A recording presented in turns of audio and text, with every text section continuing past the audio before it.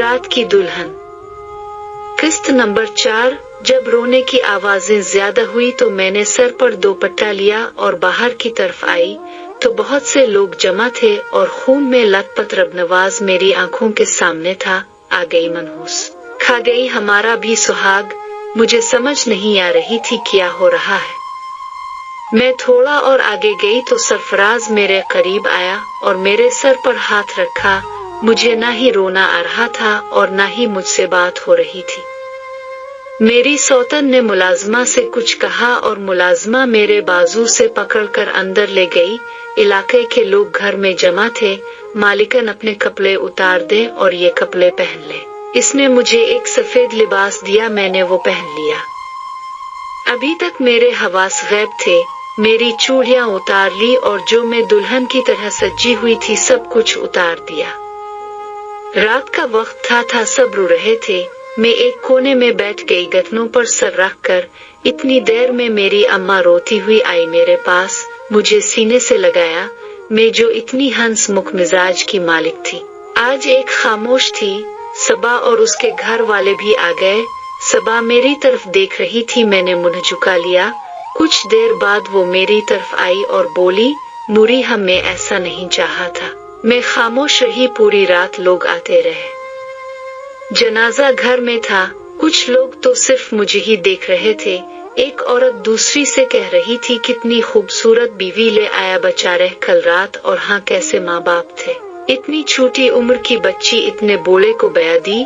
पूरी रात में एक ही हालत में बैठी रही, लोगों की बातें सुनती रही। सुबह जनाजा लेने जब मर्द अंदर आए तो साथ शर्जील भी था, पर उसने सारी पट्टियां बांध रखी थी। मेरी अचानक निगाह पड़ी, पर पता नहीं ये जिंदगी का कैसा मकाम था। मेरा हर एहसास मर चुका था। हर कोई अपने घरों को लूट गया। तब मुझे मुलाजमा और सबा उठाकर मुझे अंदर ले गए।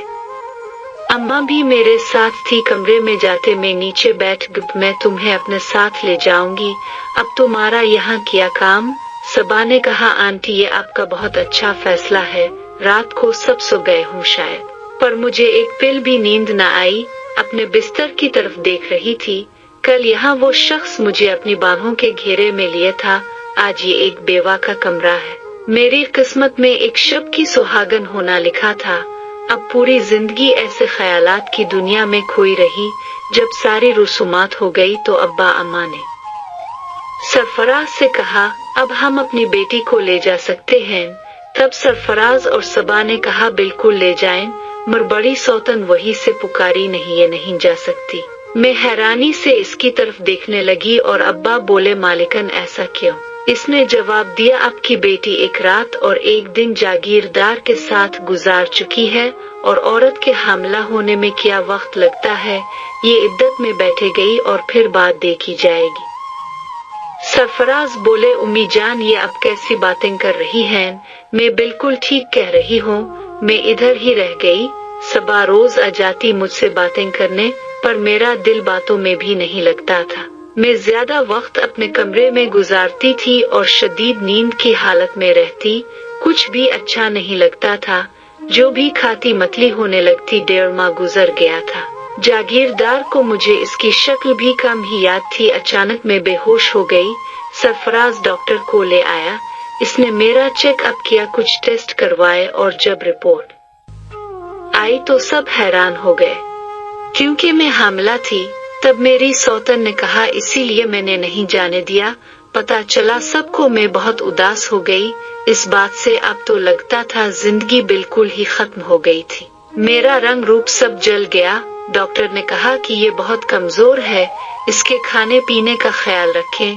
जैसे मेरी इद्दत पूरी हुई मैं जाना चाहती थी, क्योंकि शर्जील रोज यहाँ आ जाता था। मेरा 5वां माह शुरू था। घर में सबा और सरफराज की शादी की तैयारियां शुरू हो गई और शर्जील हर बहाने से उधर ही रहता। मैं बाहर कम ही जाती थी। बाहर पर वो मेरे रूम में आ जाता। इतना सदमा लगा है अपने बोले शौहर का, मेरी मोहब्बत को भूल गई हो। मैं अपने बेड पर बैठी थी, तभी शर्जील की आवाज मेरे कानों में गंजी। मैंने ऊपर देखा तो वो मेरे पाहे की तरफ खड़ा था। नूरी याद रखना, मैं सिर्फ बच्चा होने का इंतजार कर रहा हूँ। मैं शादी करूंगा तुमसे, मेरी बात कान खोल कर सुन लो। मैं तो मरना चाहता था पर शाहिद इसीलिए बच गया। मैं रोने लगी। शर्जील, तुम्हारी मोहब्बत ने मुझे बर्बाद कर दिया है। वो जब मैं होटल में मिलने आई थी, मेरे बाबा ने मुझे देख लिया था। इतने में सरफराज अंदर आ गए। मैं चुप हो गई और शर्जील भी उदास होकर बाहर चला गया। अगले दिन सब घर वाले शॉपिंग पर चले गए। मैं और मुलाजमा घर पर थे। इतनी देर में शर्जील घर आ गया।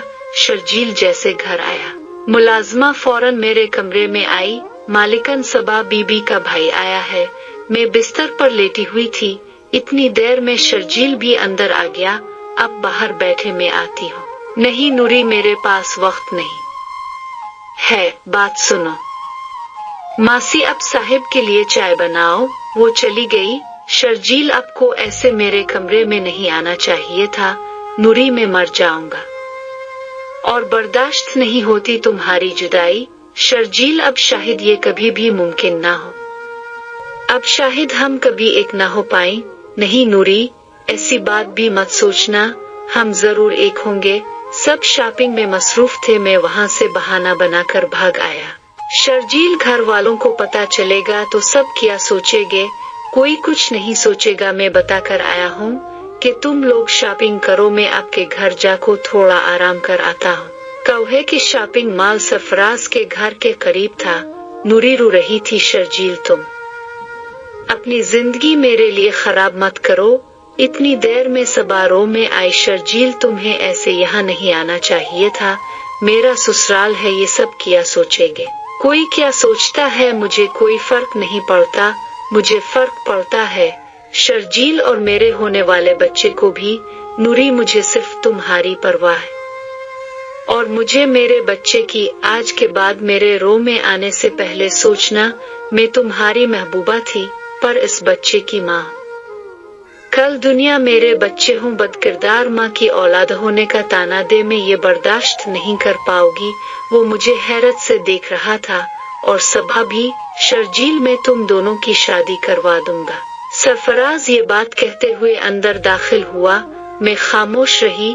सबा बोल पड़ी, सरफराज, अम्मा अबू कभी नहीं मानेंगे एक बच्चे की माँ से शादी करने का। सबा, मैं बात करूंगा। क्यों तुम सब मेरी जिंदगी के फैसले अपनी मर्जी से कर रहे हो? नहीं करनी मैंने कोई शादी, जी लूंगी मैं ऐसे अपने बच्चे के साथ। सबा की शादी शुरू हो गई। मैं हर फंक्शन में रस्मी तौर पर शामिल होती। बना कसमें आपके। मेरा देवर जो के जागीरदार का छोटा भाई था, वो भी शादी पर गांव से आया हुआ था और मेरी बड़ी सौतन के पास बैठा ये कह रहा था कि भाभी रबनवाज की बीवी नूरी बड़ी हल्की उम्र की है, कैसे भरी जवानी में लूट गई। अब बच्चा होने के बाद उसका निकाह मुझसे करवा देना। बच्चा और जायदाद भी घर में रहेंगे और अगर इसने कहीं बाहर कर लिया तो हमें बहुत मुश्किल होगी। मैं एक तरफ बैठी ये सब सुन रही थी। हाँ दीवार जी, कुछ सोचती हो?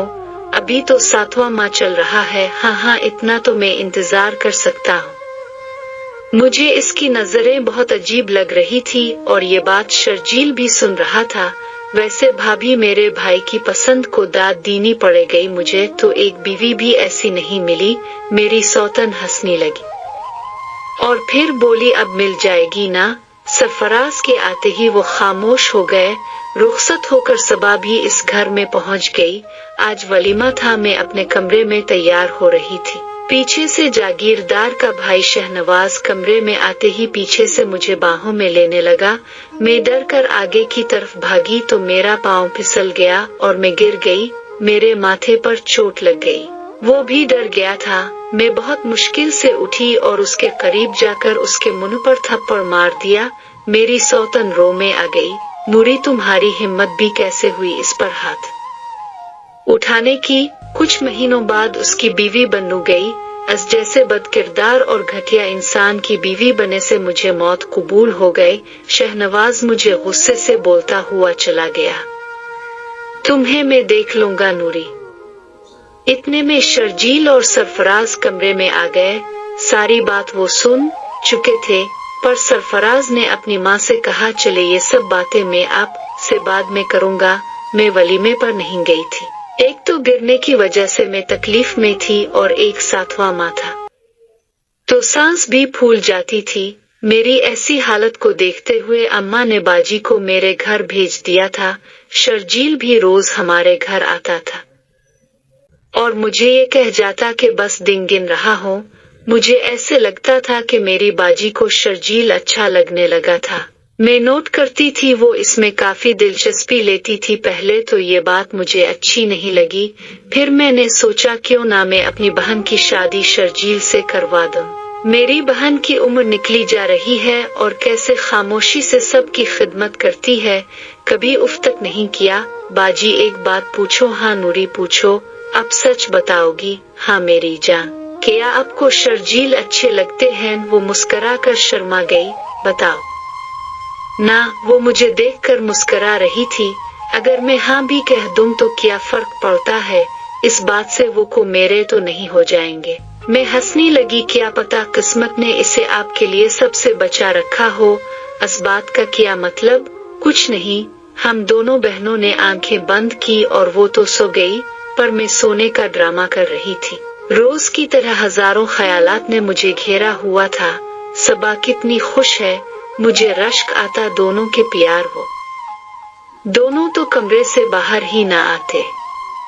میں اپنی زندگی میں جتنے غموں کے پہاڑ دیکھ چکی تھی، میں ہر احساس سے آگے نکل چکی تھی۔ آج میری طبیعت بہت خراب تھی، میں ڈاکٹر کو بلایا۔ کچھ ہی دیر کے بعد میں نے ایک چاند سے بیٹے کو جنا۔ اسے دیکھ کر میں ہر دکھ بھول گئی۔ کتنا خوبصورت تھا یہ احساس۔ میں ماں بن گئی تھی، سب بہت خوش تھے، پر یہ کیا، میرا بچہ تو پیدا ہوتے یتیم۔ دل میں اس کے باپ کی کمی محسوس ہونے لگی۔ کیا بتاؤں گی، میں اپنے بیٹے کو، اپنے بچے کو سینے سے لگایا۔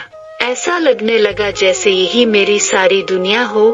مجھ میں جو خالی پن تھا کہ کوئی میرا اپنا نہیں، اب تو لگتا تھا بہت طاقت آ گئی ہے مجھ میں پوری دنیا سے ٹکرا سکتی تھی۔ سارا دن میں اس کے ساتھ مصروف رہتی۔ ابھی میرے منع کو دنیا میں آئے 2 ماہ ہی ہوئے تھے۔ شہنواز پھر پہنچ گیا اور میری سوتن سے کہا کہ اب کچھ میرا بھی سوچو۔ کوہان پسند کرنے کا بہت شکریہ۔ اس کہانی ایک رات کی دلہن کا اگلا پارٹ سننے کے لیے میرے اس چینل سٹوریز 7 سینٹر کو سبسکرائب کر لیں اور ساتھ والی گھنٹی کو بھی دبا دیں تاکہ میں جب بھی اس کہانی کا اگلا پارٹ اپلوڈ کروں، اس کا نوٹیفیکیشن سب سے پہلے آپ کو ملے۔